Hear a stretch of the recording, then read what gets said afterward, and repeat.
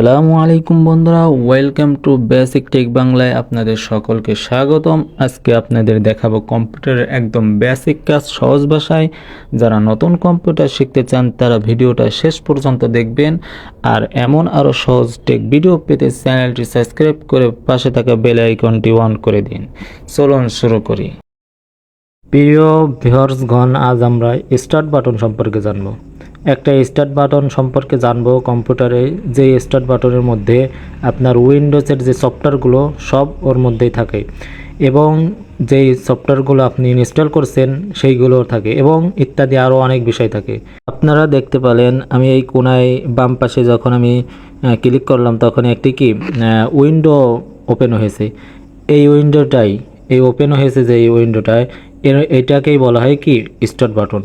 যে স্টার্ট বাটনকে আমি কি ক্লিক করে কি এর মধ্যে আসলাম। এখানে আপনি সব ধরনের সফটওয়্যার, সব ধরনের যেই অ্যাপসগুলো আছে সব কিছুই এখানে পেয়ে যাবেন। আপনারা যদি এই অ্যাপসগুলো, যেই সফটওয়্যারগুলো আছে এইগুলো যদি আপনি সামনে আনতে চান, মানে আপনার সামনাসামনি কি এখানে থাকবে।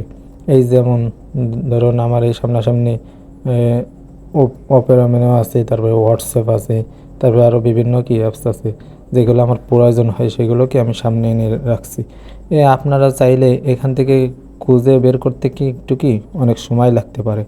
এই জন্য আপনারা যদি চান এগুলো এখানে কি রাখবো, ধরুন আমি হোয়াটসঅ্যাপটা এখানে রাখতেছি, হচ্ছে না, এটা আমার কি আছে আগের থেকে, এই জন্য কি এখানে রাখতে পারি। দেখুন এইটা আমি এখানে রাখবো, এই অ্যাপসটা দেখুন খুবই সহজভাবে কি এটা বসে গেল। এটার মাধ্যমে যদি আমি ডিলিট করি, এটা কি ডিলিট হয়ে গেল। এখানে যদি রাইট বাটন ক্লিক করে যদি আমরা কি এই যে আনপিন করি, তাহলে কি সেটা ডিলিট হয়ে গেল। যেমন হোয়াটসঅ্যাপটা ডিলিট করলাম, এরপরে যদি আমরা করি অপরমাণু, দেখুন আমরা যদি ডিলিট করে দিলাম, তারপরে আমার এখানে ধরুন আমি হোয়াটসঅ্যাপ রাখবো, এই হোয়াটসঅ্যাপ রাখলাম। ধরুন আমি এখান থেকে আরেকটা অ্যাপ রাখবো, অপরমাণুটা রাখলাম এই যে। এরপরে এই পাকিস্তান ধরুন আরেকটা আমি অ্যাপস রাখবো এখান থেকে, ধরেন এক্সেলটা রাখলাম 2016। এইভাবে আপনারা এখানে মানে সামনে রাখতে পারেন যেগুলো আপনার প্রয়োজন, মানে গুরুত্বপূর্ণ, যেটার মাধ্যমে কি আমি স্টার্ট বাটন ঢুকে এমনি আমি এটা কি ক্লিক করার মাধ্যমে কি আমি সেই সফটওয়্যারের মধ্যে কি ঢুকে যেতে পারবো, এবং এক ক্লিক করার মাধ্যমে কি আমরা সহজেই আমরা এই সফটওয়্যারের মধ্যে ঢুকে যেতে। এরপর আপনাদের শেখা বলো, দেখুন স্টার্ট বাটনে আসলাম, ক্লিক করার পর দেখুন এখানে পাওয়ার, এরপরে কি সেটিংস, এরপরে কি পিকচার, এরপরে কি ডকুমেন্টস, এরপরে কি উইন্ডোজের নাম নাসিরউদ্দিন, উইন্ডোজের একটা নাম। এখন এই যে সিরিয়ালে যে পাওয়ার বাটন, তারপরে সেটিংস, তারপর পিকচার, তারপর ডকুমেন্ট, এই সমস্ত কাজ কি এগুলো আপনাদেরকে দেখাবো। আমি কিন্তু অলরেডি ডকুমেন্টের উপর কি ক্লিক করছি, এই জন্য কি এই দেখুন একটা কি ফাইল ওপেন হয়েছে, এর মধ্যে আপনার যত ধরনের কম্পিউটারে ডকুমেন্ট আছে এটা কি দেখা যাবে। এরপরে যদি আমি স্টার্ট বাটনে যে আমরা যদি পিকচারে যাই, পিকচারে গেলে কি এর ভিতর যত ধরনের পিকচার আছে কম্পিউটারে সেই পিকচারগুলোকে দেখাবে, এখান থেকেও কি ওপেন করতে পারবে। এরপরে যদি আপনাদেরকে দেখায় একেবারে নিচে পাওয়ার বাটনে ক্লিক করলে একটা অপশন আসবে, দেখুন একেবারে নিচে রিস্টার্ট, এরপরে কি শাটডাউন, কম্পিউটার একেবারে বন্ধ হয়ে যাবে। স্লিপ মানে স্লিপ মোডে, মানে কম্পিউটার কি ঘুমিয়ে যাবে, মানে মাউসে যখন ক্লিক করবেন আবার কি সেটা কি স্ক্রিনে মনিটরে কি দেখাবে। এরপরে আমি ক্লিক করলাম সেটিংসে ক্লিক করলাম, মানে পাওয়ার বাটনের উপরের বাটনটাই ছিল হলো কি সেটিংস, এটা হলো কম্পিউটারে কি সেটিংস।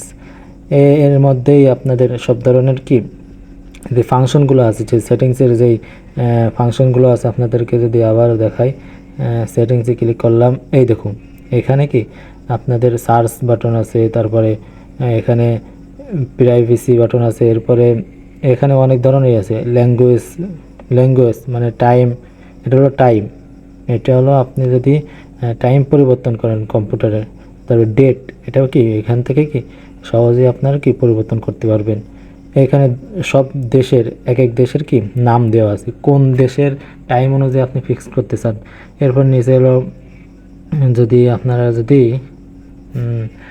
নিচের দিকে আসেন, দেখাই নিচের দিকে না, সরি, যদি দেখাই এই পাশে দেখুন আমি ল্যাঙ্গুয়েজের উপর যখন ক্লিক করছি তখন করলাম এটাকে উইন্ডোজ ডিসপ্লে কি ল্যাঙ্গুয়েজ নামে একটা কি একটা ওপেন হয়েছে। এখানে কি ইংলিশ আর আরবি কলম আমার সেটিংস করা আছে।